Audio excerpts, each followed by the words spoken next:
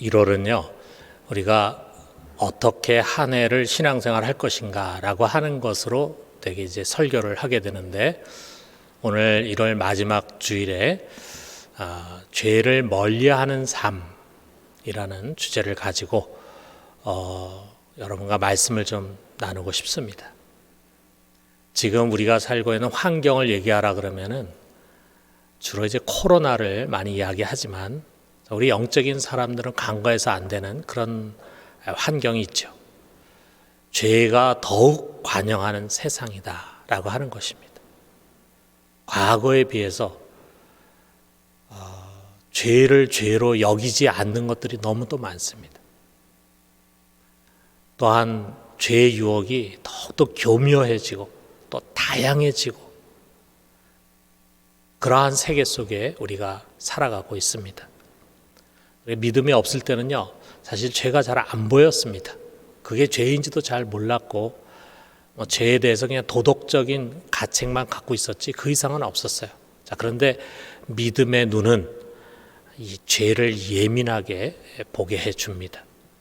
여러분, 우리는 지금 마치 죄의 지뢰밭과 수렁을 걸어가고 있는 것과 같아요. 죄와 죄와 아닌 것의 경계선이 불분명합니다. 그래서 조금만 방심하면은 지뢰를 밟을 수가 있어요. 또 괜찮아, 그 정도는 괜찮아 하면서 조금씩 타협하고 합리화하다 보면은 자기도 모르게 수렁에 깊이 빠지게 됩니다. 그리고 여한 모양의 범죄도 우리들에게는 아주 심각한 영적인 손상을 입히기 마련입니다. 어떤 죄는요, 자기만 부상을 당하는 것이 아니라 교회 공동체에 큰 해를 줄 수가 있어요. 더 나아가서는 한국 교회에 큰 상처를 입히면서 하나님의 영광을 크게 가리우는 일이 될 수가 있어요.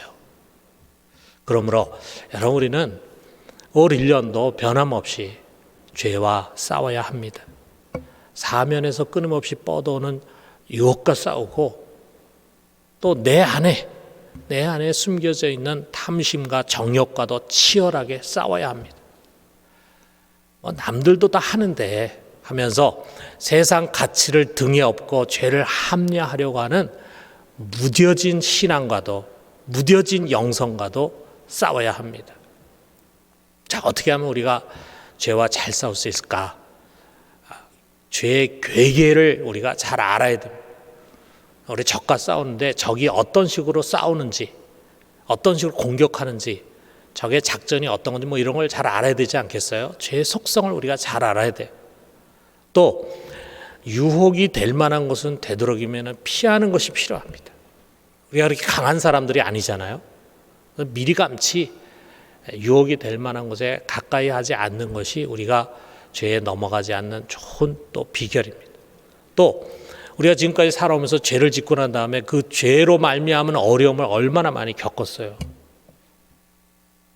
그 죄의 결과로 인한 고통을, 그것이 얼마나 끔찍한지를 우리가 상기하는 것, 그것도 중요합니다. 그런데 여러분, 우리가 어둠을 몰아내는데 제일 좋은 방법은요, 빛을 드러내는 거잖아요. 자, 우리 깜깜한 방에 어둠으로 꽉 차 있는데 거기에 스위치를 올려서 전등을 탁 켜면은 한순간에 어둠이 사라져 버립니다. 자, 그런 것처럼 우리가 빛을 드러내 내 안에 심겨진 하나님의 은혜의 빛이 환하게 비춰지게 될 때 어둠은 저절로 물러갑니다. 그 은혜 안에서 만들어진 새로운 영적 자상이야말로 죄를 이기는 아주 탁월한 무기입니다. 오늘 우리가 읽은 이 성경이 그것을 가르치고 있어요. 자, 먼저 제일 마지막 절부터 보면은 8절 상반절에 이 말이 미쁘도다. 원하건대 너는 이 여러 것에 대하여 굳세게 말하라 그랬어요. 자, 지금까지 바울이 이야기하고는 이 말은 미쁘다 그랬어요. 미쁘다라고 하는 것은 정말 믿을 수 있는 그런 참된 진리다라고 하는 말이잖아요. 그러면서 바울은 후배 목회자인 디도에게 너는 이것을 교인들에게 힘있게 가르쳐라 이렇게 강권을 하고 있습니다. 자, 이런 가르침에 목적이 있어요. 8절 하반절 보니까 이는 하나님을 믿는 자로 하여금 조심하여 선한 일을 힘쓰게 하려 함이라. 이것은 아름다우며 사람들에게 유익하니라 그랬어요. 여기에 선한 일을 힘쓰게 라고 하는 말에 원래 원어의 의미를 정확하게 표현한다면요, 선한 일에 자신을 전적으로 헌신하게 하려 함이라, 그런 뜻이에요. 훨씬 더 강한 그런 의미를 갖고 있죠. 여러분, 하나님이 우리 교회와 그리스도인들을 이 세상 속에서 택하시고 또 세우셨잖아요. 금방 불러가는 것이 아니라 이 세상 속에 살도록 이 세상 가운데 우리를 두셨어요. 그렇게 하신 목적이 뭐냐 하면 우리의 선한 일을 통해서 그분의 아름다운 덕을 세상에 선포하기 위한 것이에요. 그리고 사람들로 하여금 우리의 그러한 선한 일을 보고는 하나님께 영광을 돌리게 하기 위한 것이다. 이것이 베드로 전서 2장 9절에서 12절에 있는 말씀입니다. 우리가 정말 참 착하게 살아야 합니다. 우리 예수 믿는 사람, 안 믿는 사람은 더 착하다는 말을 들어야 돼요. 자, 그런데 하나님을 믿는 사람들이 이웃에게 손가락질을 받고 사회의 비난의 대상이 되는 것은요, 정말 부끄러운 일입니다. 우리는 누구보다도 선한 일에 열정적으로 헌신하는 사람이 돼야 되고 그것이 정말 아름답고 유익한 것입니다.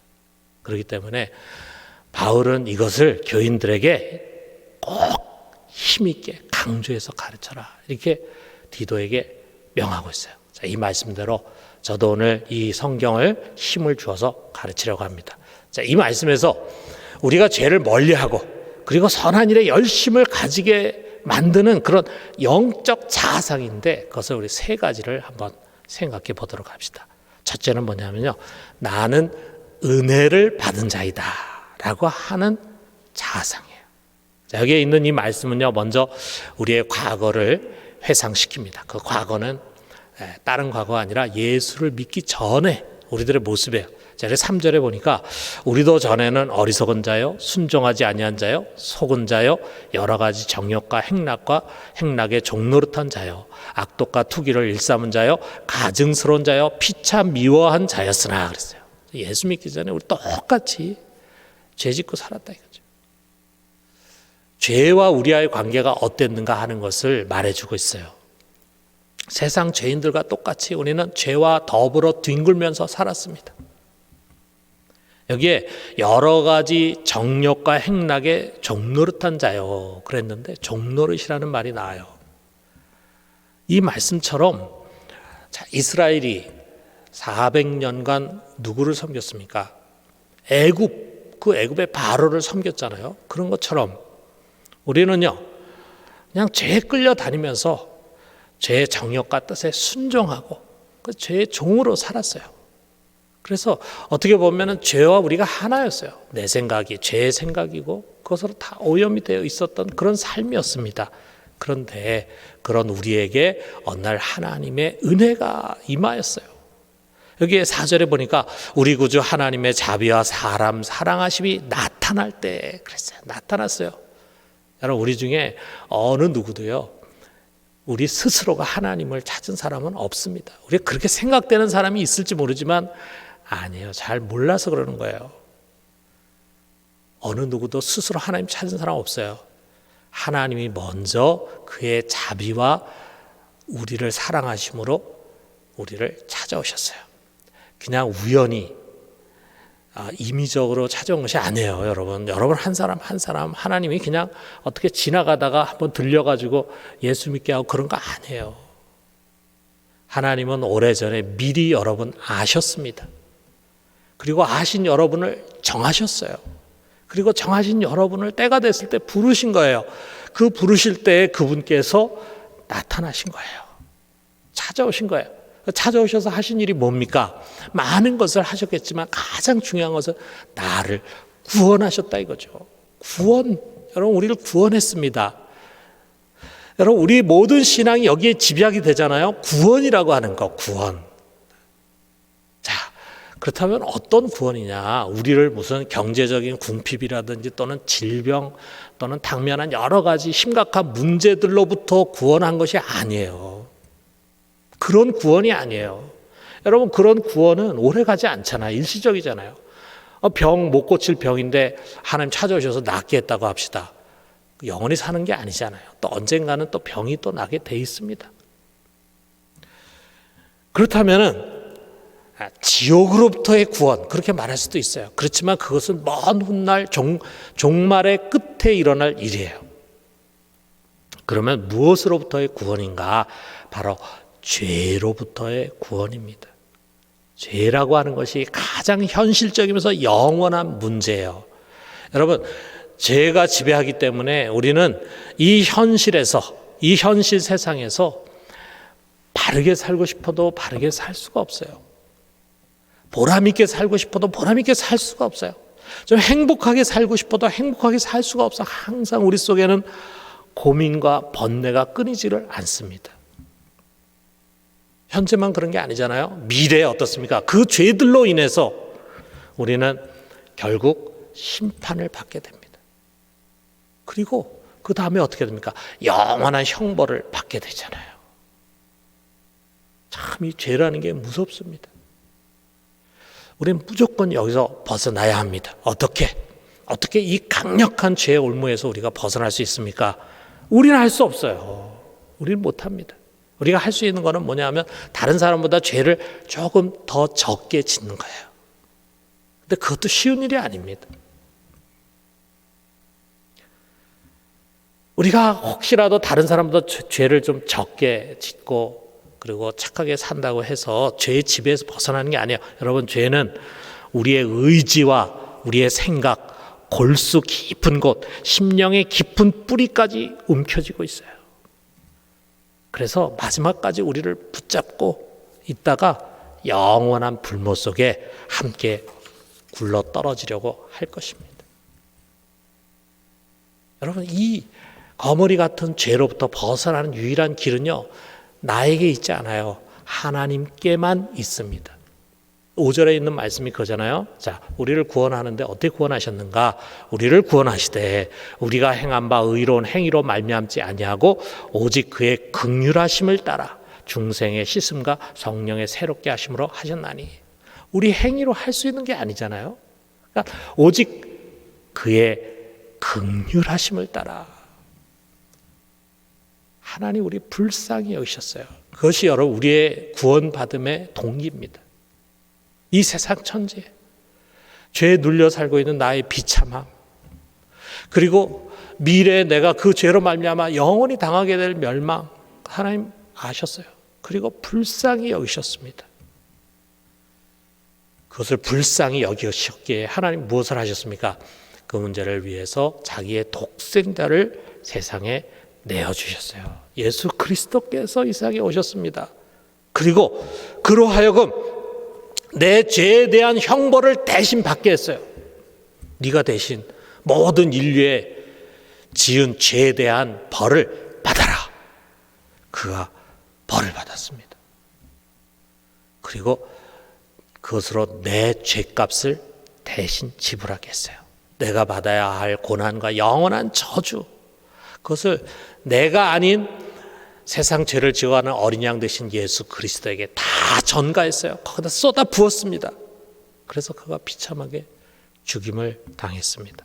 그러므로 여러분, 십자가는 하나님의 긍휼하심을 따라 그의 아들 예수 그리스도가 나 대신 죽은 표요. 그렇기 때문에 나의 죄값이 다 지불돼서 완전히 사라지고, 그리고 그래서 내가 속량받고 구원받은 표지입니다. 사랑하는 성도 여러분, 우리가 구원받는 것은요, 어려운 것이 아닙니다. 자, 우리 중에는 교회를 다니면서도 이런 생각하는 사람이 있어요. 만약에 오늘 밤에 내가 세상을 떠나게 된다면 과연 나는 천국에 갈 수 있을까? 난 자신이 없어. 난 확신이 없어. 이런 생각을 갖는 분들이 있어요.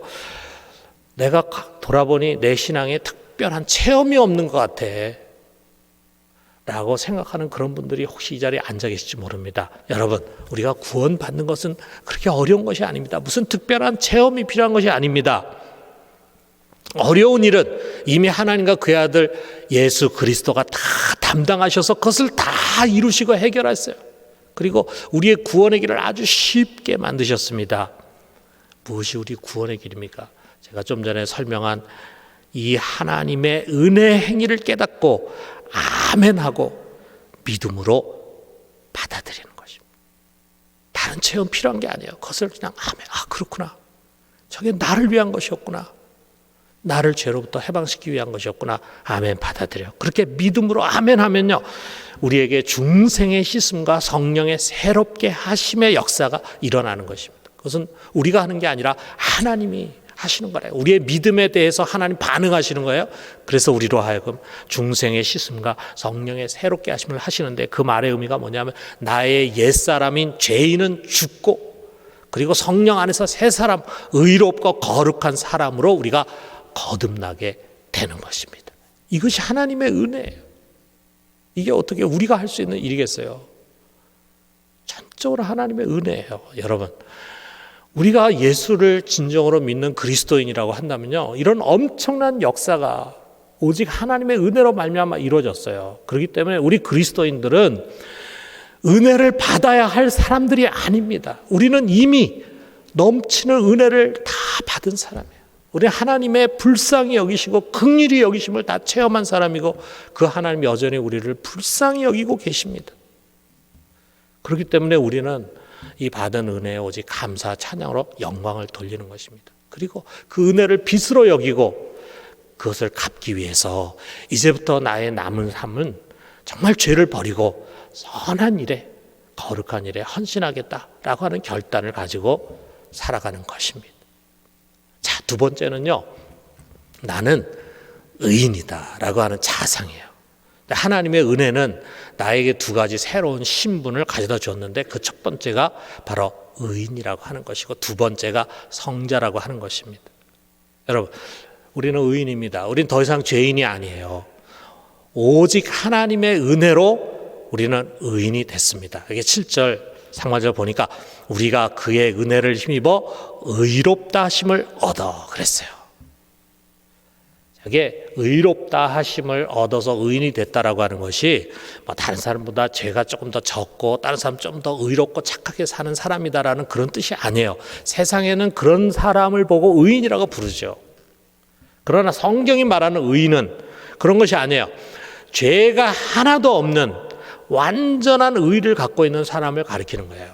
자, 그런데 여러분 생각해 보세요. 이 세상에 태어난 사람 중에 어떻게 죄가 하나도 없는 완전한 사람이 있을 수 있겠어요?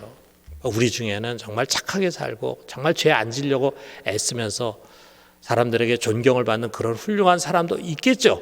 그렇지만 죄가 하나도 없는 완전한 의는 아니잖아요. 이 완전한 의라고 하는 것은요, 하나님만이 갖고 있는 의입니다. 그렇기 때문에 우리가 그것을 하나님의 의다 이렇게 불러요. 하나님의 의. 자, 우리 로마서 1장 17절에 복음을 설명하는데 거기 이렇게 나와 있어요. 복음에는 하나님의 의가 나타나서 믿음으로 믿음에 이르게 하나니 기록된 바 오직 의인은 믿음으로 말미암아 살리라 함과 같으니라 그랬어요. 여러분이나 저나 다 죄 많이 지은 부패한 죄인이지만 오직 하나님께서 우리를 불쌍히 여신 가운데 하나님의 의라고 하는 영광의 옷을 주신 거예요. 그걸 주셨을 때 여러분과 제가 한 일은 다른 거 없어요. 믿음으로 그것을 손을 내밀고 받았어요. 그리고 그것을 입었어요. 그게 우리가 한 일이 전부예요. 그랬더니 그 다음부터 하나님은 나를 의인이다라고 부릅니다. 여러분 이게 참 중요하죠. 나하고 같이 지내는 내 친구가 나를 보면서 당신 참 의인이에요 이렇게 얘기한다면 자기보다는 좀 의롭게 산다는 그런 뜻이지, 그게 큰 의미를 갖는 거 아니잖아요. 그런데 하나님이 나를 의인이라고 부른다는 건 어떤 의미가 있냐면요, 여러분 우리가 재판을 할 때 제일 마지막 최종 재판을 대법원에서 하잖아요. 그 대법원 판사가 제일 마지막 최종 재판 때 너는 무죄다라고 하면 그 사람은 무죄예요. 이제 더 이상 상고할 수가 없어요. 검찰이 무죄예요. 너는 유죄야. 너는 사형당할 죄를 지었어 해서 사형 언도를 내리면 그게 끝이에요. 사형 당하는 거예요. 자, 바로 그 대법원의 판사와 같은 최종적인 재판장이 하나님이시잖아요. 그 하나님이 우리를 향해서 너는 죄가 없는 의인이야 선언하셨어요. 어디에? 성경에서 선언하셨어요. 그러면 여러분, 우리는 의인입니다. 나는 의인입니다.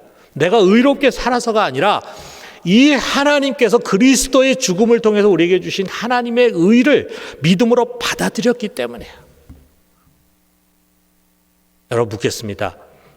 여러분, 자신이 의인이라는 것을 믿으십니까? 아멘.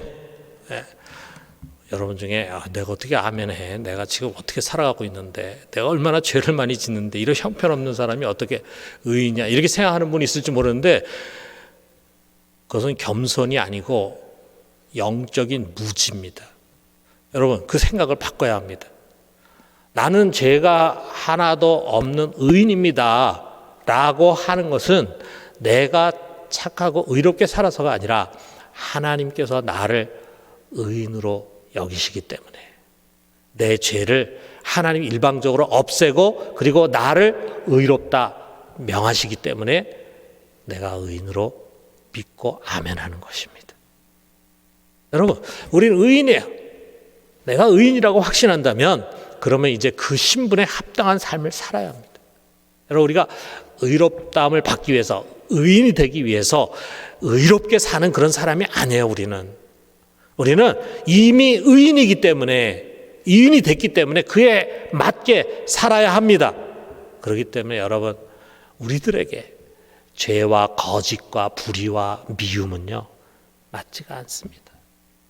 그것은 우리 옷이 아니에요. 그것은 옛날에 입었던 더러운 옷이에요. 사랑하는 성도 여러분, 온갖 모양의 죄의 옷을 벗읍시다. 그리고 의인의 신분에 합당한 선하고 의로운 일에 열심을 내는 그런 사람이 되기를 주님의 이름으로 축원합니다. 자, 마지막 세 번째로, 나는 성자다라고 하는 거예요. 여러분, 우리가 세상에 저 사람 참 선한 사람이야, 착한 사람이야, 저 사람 참 의로운 사람이야, 이런 이야기는 많이 듣죠. 그런데 저 사람 성자야 라고 하는 이야기는 다른 이야기죠. 여러분, 세상에서 성인이라고 불릴 수 있는 사람이 몇이나 되겠어요? 정말 웬만큼 산 사람에게 성인이라는 호칭을 주지 않죠. 자, 가톨릭에는요, 성인 시성식이 있어요. 과거에 아주 훌륭한 신앙인, 이미 죽었어요. 그 훌륭한 신앙인들을 중에서 이제 사람 뽑아서 성자로 추대를 해. 그리고 그를 성자로 높입니다. 자, 그런데 여러분, 이거는요, 성경이 말하는 성자가 아닙니다. 아주 잘못된 것입니다. 물론 우리는 훌륭한 분들의 삶과 신앙을 배워야 돼요. 프란시스코라든지 또는 테레사 수녀라든지 정말 우리가 본받을 것이 많은 훌륭한 분들이죠. 그러나 이런 사람이 성자야, 우리는 성자 축에 끼지도 못해 라고 생각한다면 그것은 잘못된 것입니다. 여러분, 누가 성자입니까? 성경이 분명히 가르쳐요. 성자는 성스럽게 살아간 사람이 아니라 성령을 받은 사람이에요. 성령을 받은 사람이 성자입니다. 세인트입니다. 그리고 그런 성자들이 모여서 무리가 됐을 때 그것을 성도라 그러는 거예요. 성도, 세인트 복수잖아요. 자, 오늘날 우리가 한국 교회에서는 그냥 이것이 성도를, 개인을 가르치는, 개인의 신분을 가르치는 것으로 이렇게 사용하고 있고, 그렇기 때문에 제가 국어사전도 보니까 국어사전에서도 이미 성도를, 예수를 믿는 사람, 이렇게 표기를 하고 있어요. 자, 그렇지만 엄밀한 의미에서 우리가 보면은 성도는 복수예요. 단수는 성자라 그래야 돼요. 세인트. 자, 우리 교인 중에 김철수라는 분이 있다고 합시다. 자, 김철수라는 분에게 제가 김철수 성도님 이렇게 부르면은 자연스럽게 받아들일 거예요. 그런데 제가 만약에 김철수 성자님 이렇게 하면은 어떤 반응을 보일까? 성자 김철수님 그러면은, 여러분, 제가 여러분 부르는데 성자 아무개님 이렇게 부르면은 여러분 어떻게 반응하시겠어요? 화들짝 놀라가지고 당황할 것입니다. 목사님, 왜 저를 놀리세요? 전 그런 사람 아닙니다. 누구나 다 마찬가지겠죠. 여러분 이름 앞에 한번 성자를 한번 넣어서 여러분 불러보세요. 성자 아무개 이렇게 한번 불러보세요. 좀 부자연스럽죠? 부담스럽죠? 그런데 아닙니다. 우리가 성경을 들여다봐요. 의인과 마찬가지예요. 우리가 의로운 행위로 인해서 의인이라는 칭호를 받은 것이 아니에요. 그런 것처럼 성자 역시 우리가 정결하고 거룩하고 훌륭하게 살아서 주어지는 호칭이 아닙니다. 이것은 하나님이 그의 거룩한 영을 부어주심으로 그에게 주시는 영광스러운 호칭이에요. 그리고 그 성령이 우리 속에 임한다고 할 때 그 성령 아무에게나 임하는 것이 아니라 먼저 예수 그리스도께서 이 땅에 오셔서 십자가에 못 박혀 죽으셔서 우리의 죄를 씻어 의롭게 해 주셨기 때문에 비로소 그 뒤에 성령이 오실 수 있게 된 거예요. 그래서 6절에 그러잖아요. 우리 구주 예수 그리스도로 말미암아 우리에게 성령을 풍성히 부어주사 그랬어요. 예수 그리스도로 말미암아 우리의 영혼이 그리스도의 피로 정결하게 된 다음에 성령께서 우리 안에 임하신 것입니다. 그렇기 때문에 세례 요한은요, 예수님을 가르칠 때 이분이 어떤 분이다라고 하는 설명을 하는데 그중 가장 중요한 것은 뭐냐면 성령으로 세례를 베푸시는 분이다 이렇게 소개했어요. 그러므로 사랑하는 성도 여러분, 예수 그리스도를 믿는 사람은 누구나 약속한 성령이 그 속에 임하고 그래서 성령을 받게 됩니다. 성령으로 세례를 받게 됩니다. 그런 성령을 받은 자를 거룩한 사람, 곧 성자라고 부르는 것입니다. 교회는 이런 성자들의 모임이에요. 여러분, 우리가 본받을 믿음의 선배는 있을지 모르지만 우리와 다른 성자라고 하는 것은 없습니다. 여러분, 모든 그리스도인들은 다 동일한 성자들입니다. 우리의 행위로 말미암아 성자된 것이 아니라 성령께서 우리 가운데 임하셔서 우리를 거룩한 사람, 성자로 만드셨고 그러한 성자들이 모인 것이 성도고 교회가 되는 것입니다. 여러분, 나는 세상과 구별된 거룩한 성자입니다. 여러분, 우리가 이런 영적 자아상을 분명히 합시다. 그리스도의 피로 씻기고 거룩한 성령이 임해서 성자가 된 여러분, 우리가 어찌 부정한 것으로 이 거룩함을 훼손할 수 있겠습니까? 하나님이 우리를 거룩한 자라고 호칭을 불러주시고 우리를 거룩한 자, 성자로 신분을 만들어 주셨는데 우리가 어떻게 죄로 말미암아 이 거룩함을 훼손할 수 있겠습니까? 하나님이 거룩하니 우리도 거룩해야 합니다. 여러분, 우리 죄를 멀리합시다. 우리가 작업장에서 여러분 직장에 나가서 공장에서 일하시는 분들 보면은 직장에 가면 옷을 갈아입잖아요. 자, 작업복을 입습니다. 그 작업복을 입고는요, 그냥 아무데나 뒹구는 거예요. 뭐 기계 밑으로 들어가야 되면은 기계 밑으로 들어가 온 몸이 막 흙더미야 더러운 것으로 기름때로 얼룩지게 됩니다. 근데 그런 거 개의치 않아요. 더러운 것을 만지고 그것을 또 그 더러운 손을 또 옷에다 이렇게 툭 닦습니다. 그러니까 그 옷은 더럽고 냄새나고 그러잖아요. 그러니까 더러운 것에 가서 더럽히는 것에 대한 부담이 없어요. 자, 그런데 저처럼 이렇게 양복을 입었다고 생각을 해봐요. 양복을 입고는 그렇게 하지 않습니다. 음식 하나 흘리는 것도 조심하게 되고 옷이 혹시라도 더러워질까 조심하게 되고 만약에 어떻게 잘못해가지고 조금 더러워지면 어떻게 합니까? 얼른 세탁소에 가가지고 그것을 또 드라이를 해가지고 깨끗이 해서 입잖아요. 그렇습니다. 여러분, 우리는 더 이상 더러운 죄인의 옷이 아니라 의인과 성자의 옷을 입었어요. 하나님 그것을 입혀주셨어요. 그것은 순결하고 깨끗한 옷입니다. 이것을 죄와 부정한 것으로 더럽혀서는 안 됩니다. 이 세상 속에 의인이요 성자인 여러분, 우리가 의인이며 성자일진데 어찌 세상 죄인이요 부정한 자들로부터 자신들보다 의롭지 못한 자라고 하는 말을 들어야 되겠습니까? 어떻게 우리가 그런 말을 들을 수가 있겠습니까? 세상 사람이 믿는 우리를 향해서 저 사람의 삶은 나보다 더 정결하지 못하고 의롭지 못하다라고 하는 말을 우리가 만약 듣는다면요, 그거는 정말 부끄러움 중에 부끄러움이고 수치 중에 수치 아니겠어요?